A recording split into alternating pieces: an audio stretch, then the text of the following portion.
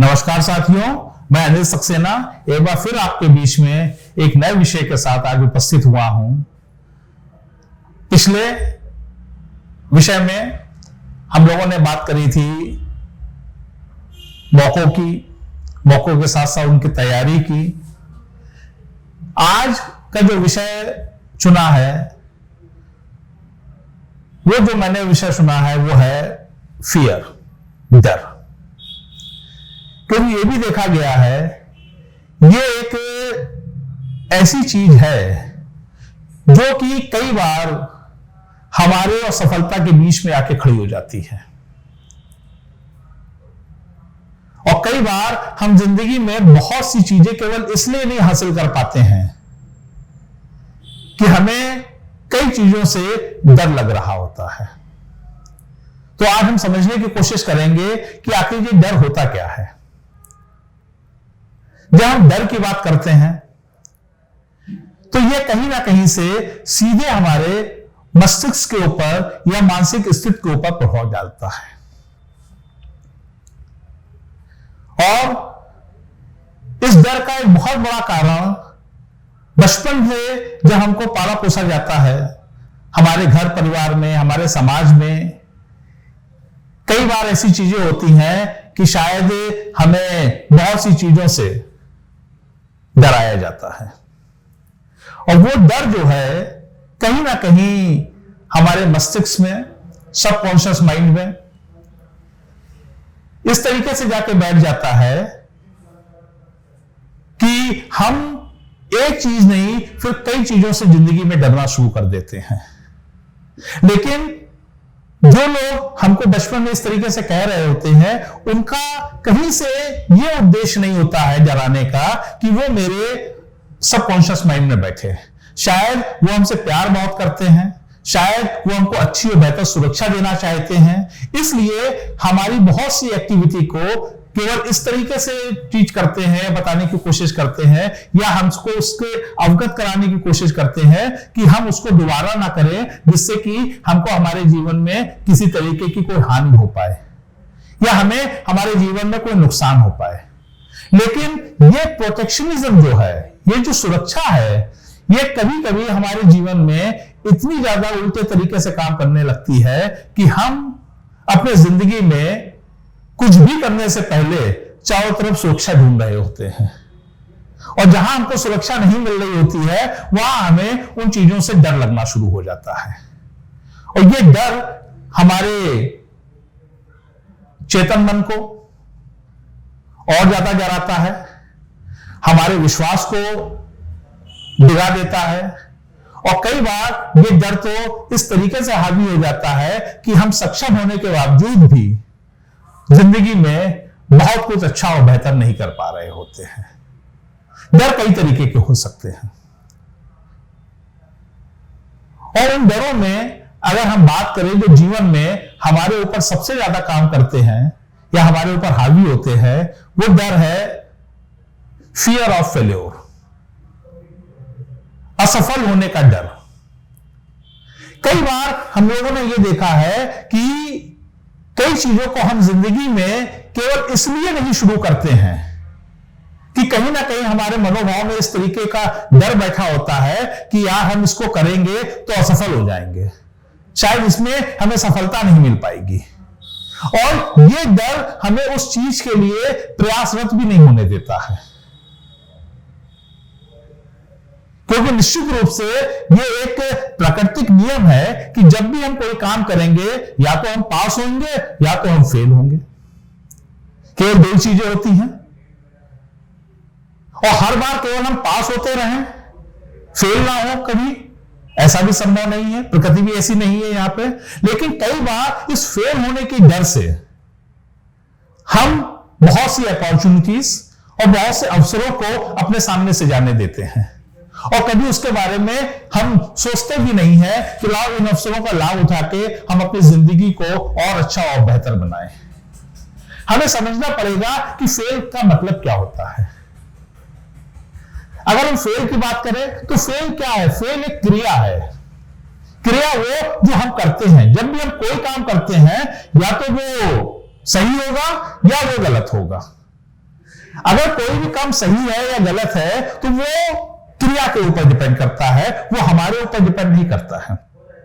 लेकिन देखा यह गया है कि जब भी हम फेल की बात करते हैं, वो ब्लेम हम अपने ऊपर लेते हैं कि आई एम फेल, जबकि हम फेल नहीं होते हैं। हम जिस क्रिया के द्वारा, जिस माध्यम के द्वारा, जिस प्रोसेस के द्वारा हम उस काम को कर रहे होते हैं, वो प्रोसेस फेलियर हो रहा होता है, वो क्रिया फेलियर हो रही होती है। लेकिन उस क्रिया की लायबिलिटी जो है वो हम अपने साथ ले लेते हैं और हम अपने स्वयं को फेलियर मानना शुरू कर देते हैं।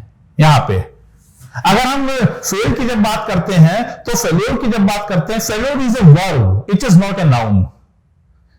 ये नाउन नहीं है जो हम कहें कि हम फेल हो गए हैं। हाँ, हमने एक तरीका अपनाया था उस काम को करने के लिए, शायद वो समुचित तरीका नहीं था, प्रॉपर तरीका नहीं था, जिसकी वजह से हमको डिजायर रिजल्ट्स नहीं मिले। लेकिन भविष्य में अगर हम उस काम को समुचित तरीके से, दूसरे तरीके से, अच्छे और बेहतर प्रोसेस के द्वारा करने की कोशिश करेंगे तो हो सकता है उस फेल हुए कार्य में भविष्य में हमको सफलता भी मिल जाए। लेकिन एक आध बार, दो बार फेल हो जाने की वजह से हम शायद उस काम को करना छोड़ देते हैं, या हम ये सोचना शुरू करते हैं कि हमारे अंदर ऐसा डर बैठ जाता है कि नहीं यार, हम करेंगे, फेल हो जाएंगे तो मैं लोगों को क्या जवाब दूंगा, लोग हमको सामान्य फेलियर के तरीके से ट्रीटमेंट देने लगेंगे, हमको एक असफल व्यक्ति मानना शुरू कर देंगे। पर यही से हमारी जिंदगी का कर्व चेंज होता है कि हम अपनी जिंदगी में ये फियर ऑफ फेलियर को कितनी तवज्जो दे रहे हैं और कितनी इंपॉर्टेंस दे रहे हैं। एक उदाहरण मैं आपको बीच देना चाहूंगा। हम लोग सभी को जानते हैं, एक बहुत बड़े साइंटिस्ट हुए हैं, Thomas Alva Edison. Thomas Alva Edison ने बल्ब का आविष्कार किया था, और जब थॉमस अल्वा एडिसन बल्ब का आविष्कार कर रहे थे अपनी लेबोरेटरी के अंदर, तो उन्होंने कम से कम 10,000 बार प्रयोग किए होंगे बल्ब को सही बनाने के लिए। और कई बार जब उन्होंने बल्ब बनाए तो वो सफल नहीं हो पा रहे थे बल्ब बनाने के लिए।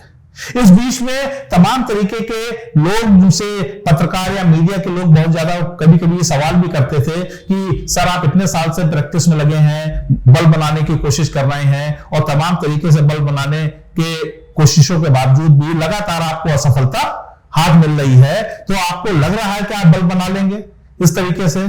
तो इसका थॉमस अल्वा एडिसन ने एक बहुत अच्छा और बेहतरीन जवाब दिया करते थे, और वो ये कहा करते थे कि भविष्य में पता नहीं मैं बल्ब बना पाऊंगा या नहीं बना पाऊंगा, लेकिन इतनी तो गारंटी मैं दे सकता हूं कि अभी तक मैंने जितने तरीकों से बल्ब बनाने की कोशिश करी है, कोई मुझसे शर्त लगा ले, मैं ये शर्त लगा सकता हूं, इतने तरीके से तो बल्ब नहीं बन सकता है।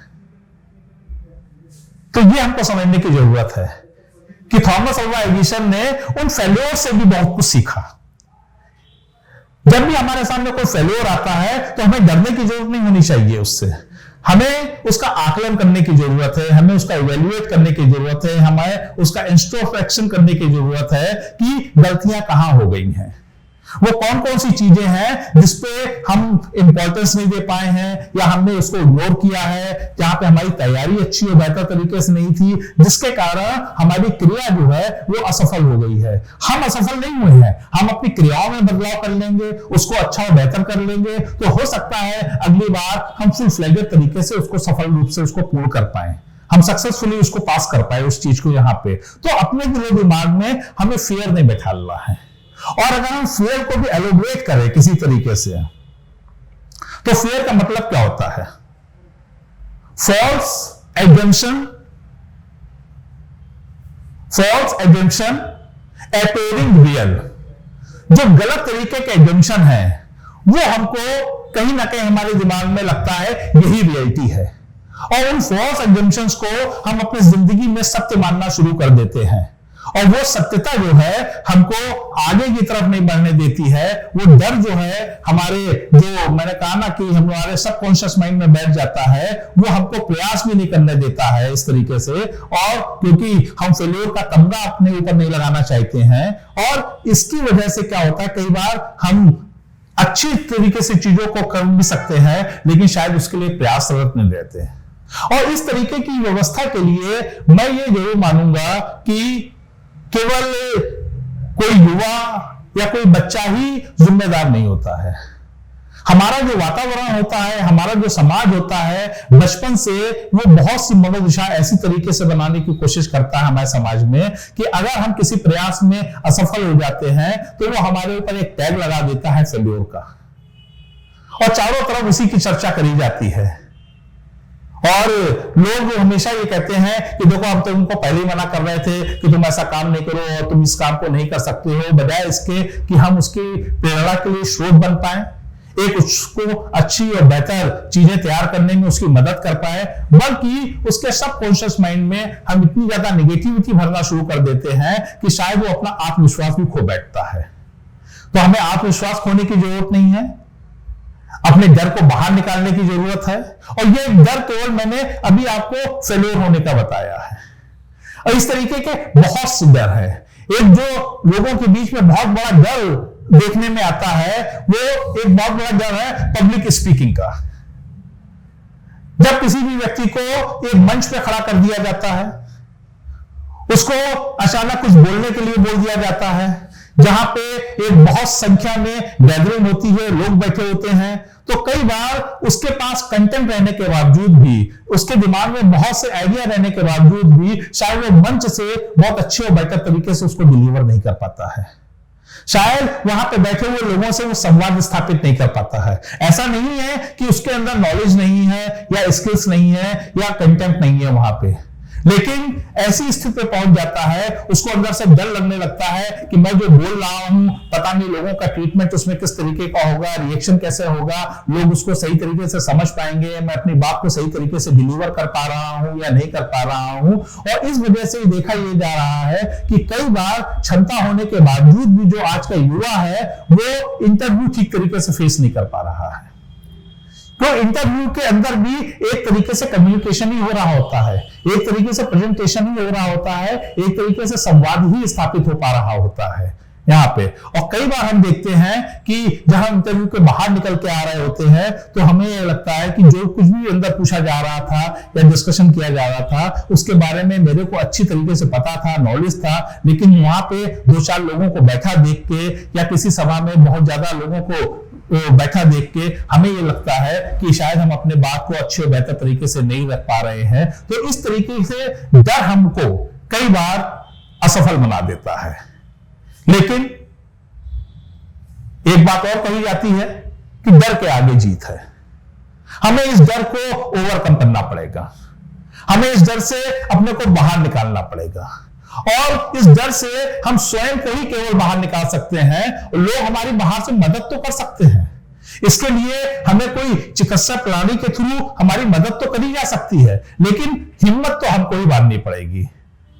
क्योंकि जिंदगी जब की बात करते हैं तो जिंदगी हमारे अंदर डर पैदा नहीं करती है, तो फेल होने का डर हमारे अंदर नहीं होना चाहिए। क्योंकि जिंदगी के अंदर हम ज्यादातर जो भी परीक्षाएं दे रहे होते हैं, हमेशा हमें उन परीक्षाओं की तैयारी करने के लिए कहीं ना कहीं प्रिपरेशन लीव मिल रही होती है।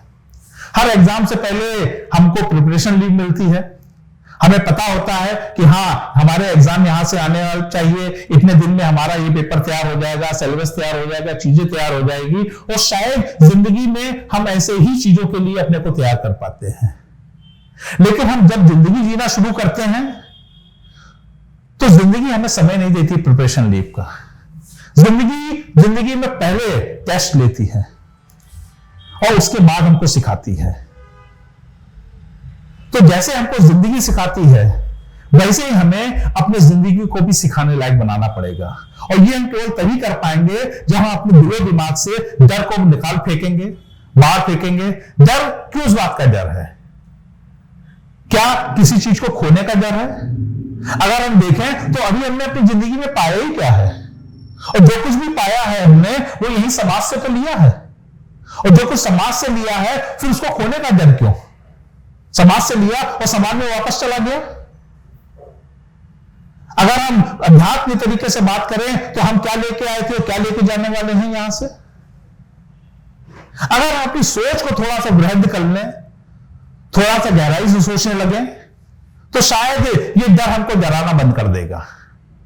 जब हम डर से डरते ही रहेंगे तो शायद हमारे प्रयास शिथिल होते रहेंगे, हमारा आत्मविश्वास कमजोर होता रहेगा, शायद हम डिजर्व करने के बावजूद भी बहुत सी चीजें सिलेक्ट नहीं कर पाएंगे, अचीव नहीं कर पाएंगे। तो मेरी आप सबको यही सलाह है, डरिए मत, अपने को सशक्त बनाइए, साहसी बनाइए, उद्यमी बनाइए और डर को बाहर निकालिए। और आप देखेंगे जैसे ही ये डर आप बाहर निकालेंगे, सफलता दौड़ दौड़ के आपके पास चारों तरफ से आना शुरू होगी और आपको लगेगा yes I can do this also, I can do this also, I can do this also, और बहुत अच्छी और बेहतर लाइफ आप जिंदगी जीने वाले हैं। तो अपने को डरना नहीं है, क्योंकि डर के आगे जीत है। धन्यवाद।